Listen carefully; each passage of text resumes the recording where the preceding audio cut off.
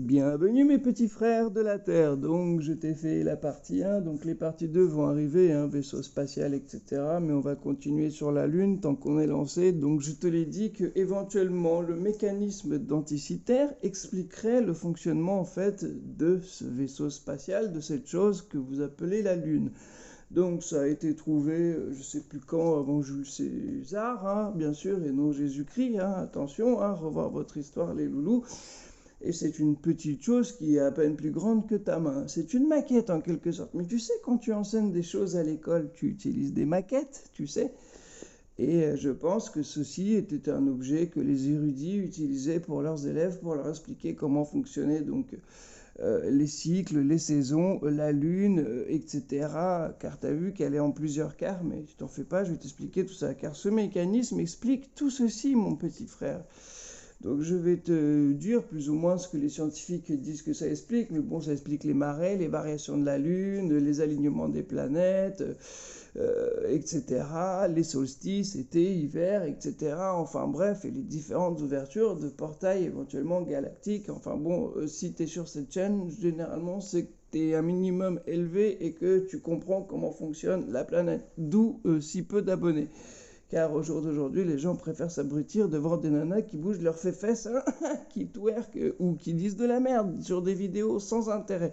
Donc, qu'est-ce que le mécanisme, t'as vu c'est grand, qu'est-ce que le mécanisme d'Anticythère pour vous terriens? Alors, on va voir ça en petits détails. T'as ta Wikipédia qui nous dit des conneries, va nous expliquer tout ça. Donc, le mécanisme d'Anticythère, aussi appelé machine d'Anticythère, est un calculateur astronomique à engrenage en bronze datant de la fin du IIe siècle ou début du 1er siècle avant notre ère, donc votre ère. Il permettrait de calculer les positions du Soleil, de la Lune, des planètes connues à l'époque, ainsi que les phases des éclipses de la Lune, 2, 3, 5, découverte en 1901 dans une épave près de l'île grecque d'Anticythère, d'où son nom. Il est considéré comme le premier calculateur analogique antique. 3, 5, mécanisme d'Anticythère, astronomique en bronze, des dizaines de roues, bref, voilà, tu as compris un petit peu. Sauf qu'en fait, c'est bien plus que ça, parce que ça explique un petit peu tout ce qui fonctionne sur Terre, comme je te l'ai dit précédemment.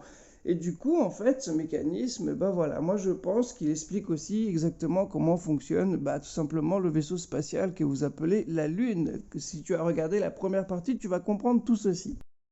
Pour résumer, c'est une horloge galactique, cosmique si tu préfères. Donc la machine de nos jours, reconstituée, ressemblerait donc à ceci, tu vois, voilà. Donc c'est un véritable petit ordinateur, c'est un putain de bijou. Tu vois, il n'y a pas besoin de faire des trucs de ouf, des iPods, des iPhones, pour comprendre ce qui se passe dans l'univers, etc. Enfin bon, tout ça, tu le sais déjà si tu es sur la chaîne, parce que si tu en es à cette vidéo, c'est que tu sais sortir de ton corps, que tu sais voyager à travers les densités, etc., etc. Donc voilà, on peut voir engrenages, des périodes lunaires, machin, pièces, etc., etc. Je pense que tu comprends un petit peu. Mais les Mayas utilisaient aussi ce genre de choses. Les Romains l'utilisaient d'une autre façon. Et même sur encore des maisons au jour d'aujourd'hui, vous pouvez retrouver ce genre d'horloge qui explique exactement la même chose en fait. C'est juste que vous les interprétez mal. Enfin, que vos scientifiques les interprètent mal et vous apprennent de la merde, tout simplement. Donc, ma théorie que la Lune est un vaisseau spatial, vous allez comprendre pourquoi on la voit en différents quarts, car c'est pliable, tout simplement. Donc, si tu as vu la partie 1, je t'ai déjà expliqué tout ceci. Donc, du coup, à l'intérieur, ça ressemblerait potentiellement à ceci. Voire, peut-être qu'il y a même un côté, donc celui que vous ne voyez pas, qui n'est jamais fermé à 100% et qui est un petit peu entrouvert comme ça. De façon à ce que les différents galactiques puissent forcément... Et vous savez à quoi ça me fait penser, moi, tout ce mécanisme-là? Je suis sûr que vous connaissez. Tu sais, ces fameuses piscines là qui, je sais pas si tu as connu ça, mais bon, les anciens, je pense que vous connaissez, toutes rondes qui s'ouvrent un petit peu comme ça. Et pour moi, la Lune, ça fonctionne comme ça, d'où les quarts de Lune, etc. C'est l'ouverture plus ou moins grande en fait du vaisseau.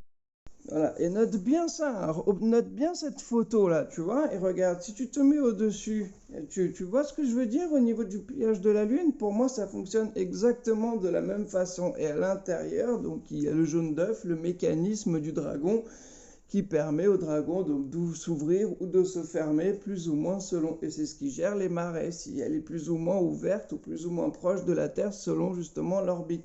Ils ont calculé ça vachement bien, c'est pour ça que c'est artificiel. C'est un vaisseau spatial, les gars, je vous l'explique. Et vous allez le voir parce que j'ai d'autres détails qui vont vous le prouver. Ensuite, c'est à vous de faire vos recherches et de faire marcher vos ménages. Mais pour moi, je ne me trompe pas, je ne pense pas me tromper. Regarde bien le centre de la Lune en bas, tu vois, le petit rond en bas, ok? Et regarde de ce rond, il y a 1, 2, 3, 4, 5, 6, 7, peut-être 8, enfin bref, tu comptes le nombre de traits qui passent et qui traversent toute la Lune, toute la structure en fait, et qui forment comme des coquilles, comme des énormes plaques en fait, tu vois, comme la... Voilà. Et je pense que là, tu vois mieux les zones noires, c'est justement les portes, entre guillemets, donc là où elles se plient comme la piscine. Là, on voit beaucoup mieux la structure si tu veux mieux comprendre ce dont je te parle et ce que j'essaie de te faire comprendre, en fait. Et du coup, je sais pas, moi, tu trouves pas ça complètement fou? C'est une piscine retournée. Enfin, le concept, en tout cas, de comment elle s'ouvre et elle se ferme, c'est comme ces vieilles piscines que seuls les anciens, hélas, ont connues. Mais voilà pour moi ce que c'est. Et vous voyez, là, en fait, elle est ouverte, vous voyez, et on le voit, il n'y a rien des autres côtés. Vous comprenez ce que je dis ou pas? Et il y a bien 8 énormes plaques quand on regarde bien la Lune, hein, regarde le télescope, hein, tu verras par toi-même, hein, c'est visible de ouf. Hein.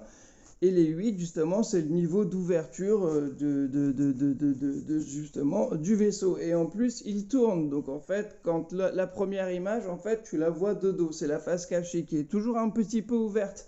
Et en fait, elle tourne, elle tourne, elle tourne, elle tourne, elle tourne à chaque fois. Et elle s'ouvre ou elle se ferme plus ou moins, bah, comme les piscines. Donc, pour faire monter les marais, etc. Enfin, bon, tu as compris. Voilà ce qu'est la Lune, mes amis. C'est un vaisseau spatial calculé au millimètre près, qui sert en même temps de station d'appointage, de port spatial, etc. Bref, tu as compris. Peace et à bientôt, petit frère. Question, espace, commentaire.